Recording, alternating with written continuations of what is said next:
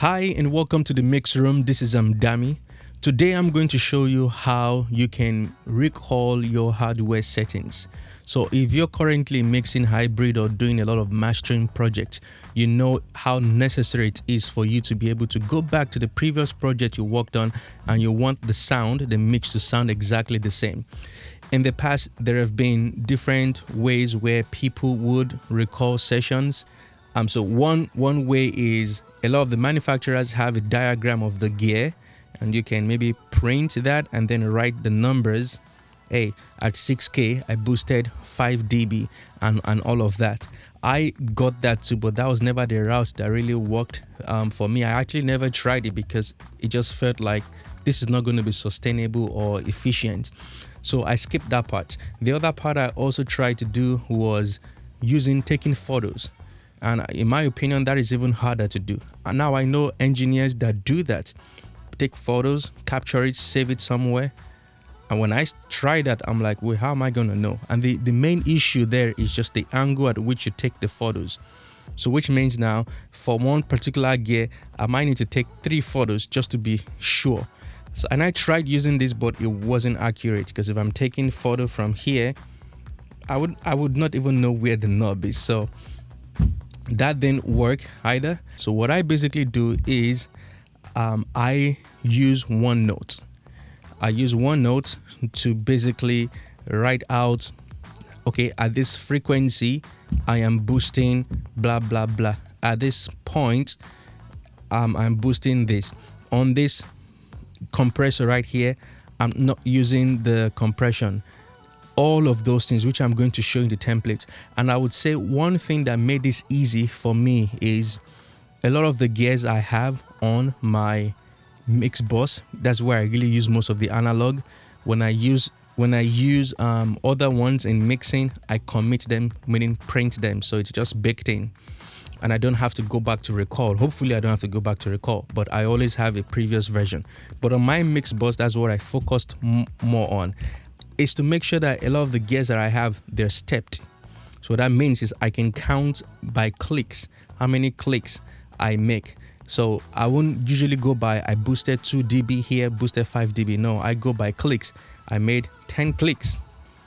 That will be accurate 100% of the time. There's no room for error when I can get my clicks right, as opposed to using photos, and as opposed to the first one where it might be time consuming. You have to stop papers anywhere. With this one, it's in the cloud. I'm using OneNote. I can have access to it anytime.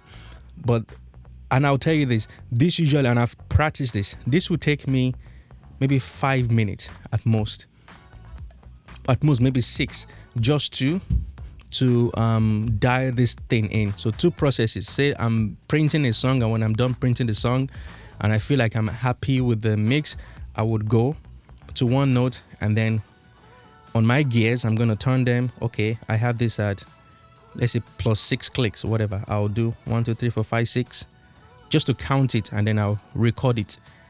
Most times this takes like 5 minutes to do. And if I need to record the session, it actually takes me faster than that, right? Because, to dial those settings back in. So it's not very time consuming. And I'm doing this on 1, 2, 3, 4, 5, 6, about 6 gears. Spending 5 minutes on 6 gears with different parameters. I think that is pretty awesome. So without wasting much time, I'm going to show you my template, how I currently have it. You can basically just get the idea from here and implement that in your system, because the gears I have is different from the gears you have, but it's just to give you an idea. All right, see you. Here is the template. So as you can see, here is the song title, and then you can see the artist name as well. In the orange color are the different gears that I have. And then in the blue and white, I'm going to show you, those are both the value and also the feature on each of these hardware. As you can see here on the Hobbit, there are just about these 3 things. Those are the things I need to worry about here. So looking at what I have here, it's blue silk. Blue silk meaning when I click the silk button right here, where do I leave it? Is it red or blue? It's blue. So with the texture here, I basically use this. To me feels like 3 p.m. So that's what I'm using here. I'll show you other things I do, but 3 p.m. or this could be 75%. That's the way I see it. So 75%, 50%, right? So you might ask, okay, what if you don't want it to be at 50%, but you want it to be at maybe 60? This is where, and I can show you what I would do basically. So right now, let's say, what did I put? Is 3 p.m. or 75%. Then what I'll do, if maybe I need to just add 2 more clicks. So that's another thing I need to mention, 2 more clicks. I will just put in here like plus 2 clicks. And that's it. So I know, okay, my starting point is 3 p.m. and then plus 2 clicks. That's the way I do it. That works. So we're just gonna remove that. Look at this now on the output right here. By default, this is where your output is at 0 dB. So I'm saying 6 clicks. To me, I know what that means. 6 click mean 1, 2, 3, 4, 5, 6, and that's it. So let's move to the X filter right here. The X filter has 4 different section or bands: low shelf, low mid, high mid, and then high shelf. So that's how I broke this down. So I will start from the low shelf. What am I saying here? Low shelf, I'm saying plus 3 clicks at 80 hertz. So what do? I'll go find 80 right here. And I'm going to, let me try and zoom in so you guys can see this.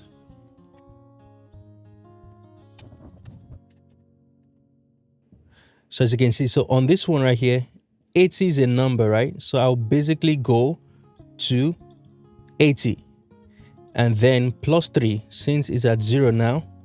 So see, on your side, it doesn't look like it because of the angle of the camera. So I'll just click 1, 2, 3, plus 3 at 80.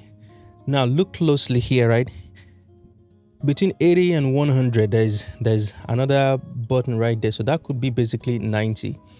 So let's say I set it at 80, or I do not know exactly where this number is. And if I feel like this is where I need this to be, I will just use, is at 80 and then plus 2 clicks. Is it 1 click or 2 click? Let's just do 2 clicks. So that's the way that works. So, and as you can see on here, 80, but here I have 0 clicks.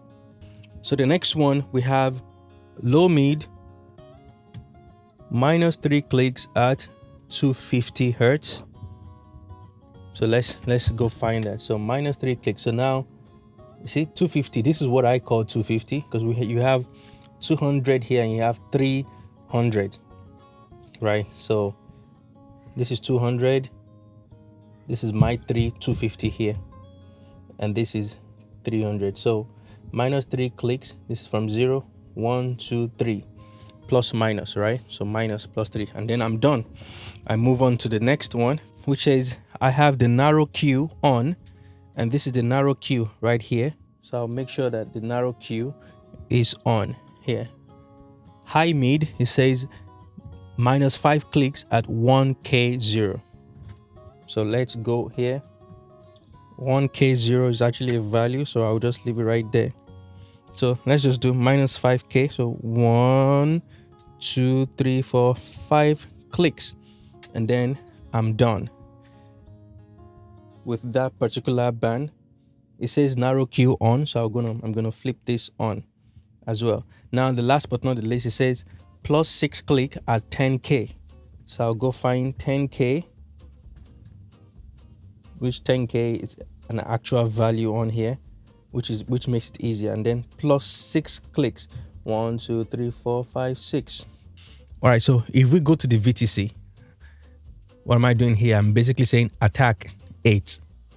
So I go to the attack, it has a value, and I leave it at exactly at 8. Sometimes I leave it exactly at 8. Release 0. Where is it? So release right here, 0. Set it there because it's a stereo unit. Now my input here, it's 0.0, which is basically, I'm setting this to 0. This could, so you can see the number on here says 0, 1. So what I've done so far is, okay, if this is 0, then this is 1 click is 0.1, 1 click is 0.2. Next click is 0.3, and then the fourth one is actually going to be 1. So 1.1, 1.2, 1.3, and then 2, if that makes sense. So increments of 0.1. And then my output, I would also set that. In this case, it's set to 6, so it's at 6.0. So that could be 6.1, 6.2, or 6.3, or 7. And the next will be 7. So that's pretty easy to do. Also, I have on here color on. That is the switch right here. So it's either you're using the color mode or you're using this in the comp mode. So in this case, I'm using in this mix, the color is on basically. So going to the next one, synth EQ.